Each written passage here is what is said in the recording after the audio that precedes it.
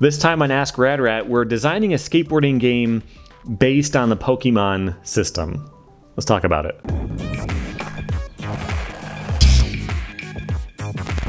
Welcome back to Rad Rat Video, a channel about skateboarding in all of its forms. I play skateboarding video games, I answer your questions, and I try to do other things whenever I can. Today we're answering your questions. The first is from that guy James. These are all submitted by going to radratvideo.com and submitting the form on the homepage. It goes right into a special inbox, and I read them all, and I pick out the ones that will work best for a video. First question is, do you think advancements in skateboarding parts have peaked? Boards, trucks, wheels, bearings, etc. I can't think of anything from the last 20 years that revolutionized the industry or became a major game changer. I agree with you. Yeah, like the craziest things that we've done in the last 20 years are decks with carbon fiber and stuff like that, which, yeah, that has been the last 20 years. But there used to be like the impact decks and stuff like that. Those had like a little, like there was stuff like that, but I think that was all in the last 20 years. But that doesn't change skateboarding. That doesn't change how it works. That doesn't change what tricks are possible or anything like that. Before that, you know, adding a kick nose, that made a huge difference. Now you could do nollie tricks, you could do nose slides, you could do crooked grinds, all this kind of stuff. I remember back in the H Street days, I don't remember which video, but someone does a switch crooked grind. It's like it's a slappy on a curb. But like the first crooked grind I ever saw was switch because there was no nose on the board. You know, inventing a nose made a big difference. But what have we invented in the last 20 years that's really made any difference? You can make bearings more precise and better. That doesn't change what tricks are possible. It just means that you don't have to push quite as hard to keep your speed, you know? So I think if we were to take a modern board, if you go buy a complete, maybe an 8-inch or so, put it in a time capsule for 30 years, hand it to a pro skater, he'll do just fine. I don't think it's going to be that much different. What can really change in that time? I think it's going to be, you know, how durable stuff is. There are some ideas for like tech I've seen where you can track your board in different ways and it can figure out what trick you just did based on, you know, like a motion sensor, all that. But that's like training stuff. How do I get better? Well, I analyzed all the figures and people who are really good at kickflips. I followed this guy on the web, the skate trainer app, let's say, and his kickflips, he actually starts flicking a little bit later. Maybe that's what I should do. You know, if you had a way to track your board in 3D in all these different ways, there's stuff like that. I don't know if this thing I'm describing actually exists, but that type of stuff would help you get better at skateboarding quicker, figure out what you're doing wrong and actually see what you're doing in 3D and like rewind and watch what your board did.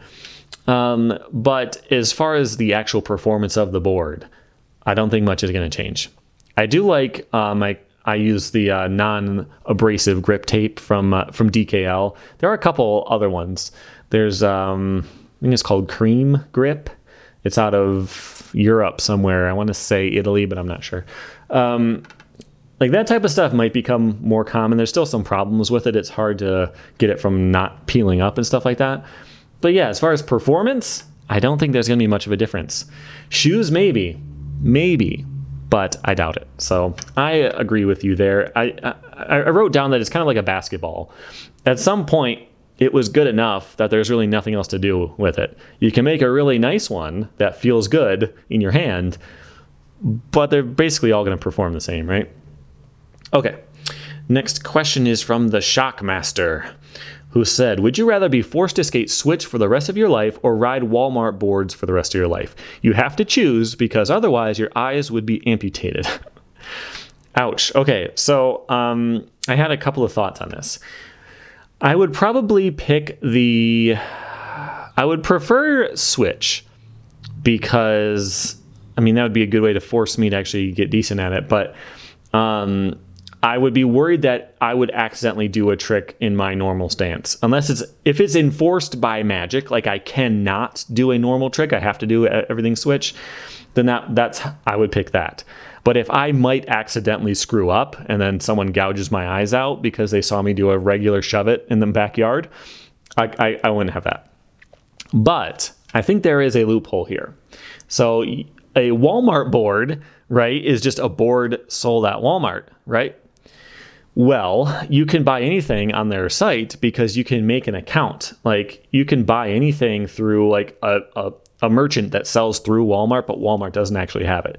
So I could pay you to buy a board online or go to your local skate shop, buy a board, sell it on Walmart to me, and I would have a normal board that was purchased through Walmart and is therefore a Walmart board.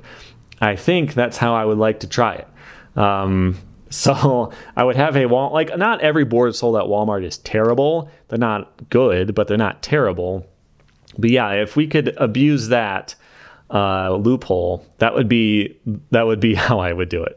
I think you can get Darkstar boards on their site right now, but I don't think the trucks are any good or anything like that. So I'm not sure, but there is a way to do it. That's what I would do. Okay. Next question is from Brandon, who says, would you say yes if EA wanted you to be in Skate 4?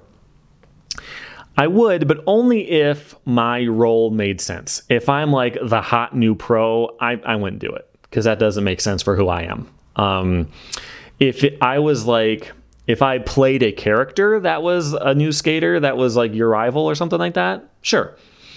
If I was the local blogger who would critique everyone skating at the demo or the contest or something like that, yeah, like that would make sense for me to be like the guy at home analyzing the skateboarding. If it was a character like that, I would do it. But if it was like, I'm one of the pros in the game, that wouldn't make sense. I'm not a pro skater. I'm not at that level anywhere close, and it never will be. So that would feel weird to me. But yeah, if it was a character that worked, that was similar to me, then I might do it. Or just being a voice and not at all being me, then that's different too. Okay, the last question is from Pedro Coppola, who says, if Neversoft got back together and decided to do a skating game based around Pokemon or a Pokemon-style game, how would that work? Would the trainers be the one that skate and they would use Pokemon skills to their advantage? Or would the Pokemon be the ones to skate, maybe based on what their trainer tells them? I had a hard time figuring it out, but I think it would be a turn-based battle game where the actual attacks are Tony Hawk combos. And depending on the score of your combo, you do more damage. Maybe there are trick types and maybe they take more of your enemy's health bar. Not really sure, but I know it is an interesting question. Wanted to hear your thoughts about it. So what you're describing actually sounds like a game I played. Someone sent it to me. It is called Skate RPG Gringo Edition because it's in Spanish, and Gringo Edition was the English version. And that was pretty interesting. It was, I'm going to try to pull some footage of it. I didn't play much. It wasn't my type of game, but it was interesting that it exists anyway. It's a traditional Super Nintendo style JRPG. And when you get in a battle, you have to put in the input for the trick for it to do the damage. So I think the first battle you get in, you do a tic-tac, but at some point you're doing 360 flips and all that kind of stuff.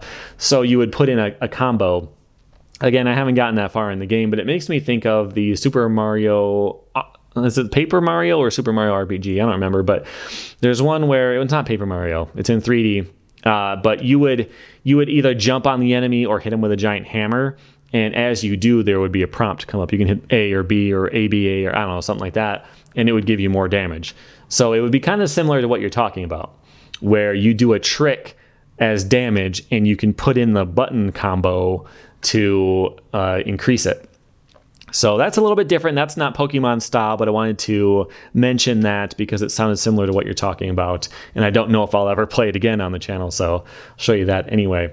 But Pokemon is interesting. Actually, let me show you. This has nothing to do with the question, but I wanted to show you my Pokemon cards. I have a few of them.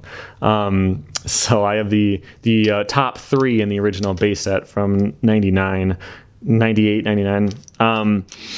And I bought a Charizard. This was a couple years back. I just wanted to buy old toys I had as a kid, so I bought comic books and like Star Wars toys and stuff that I had as a kid in the original packages, just to put in my office.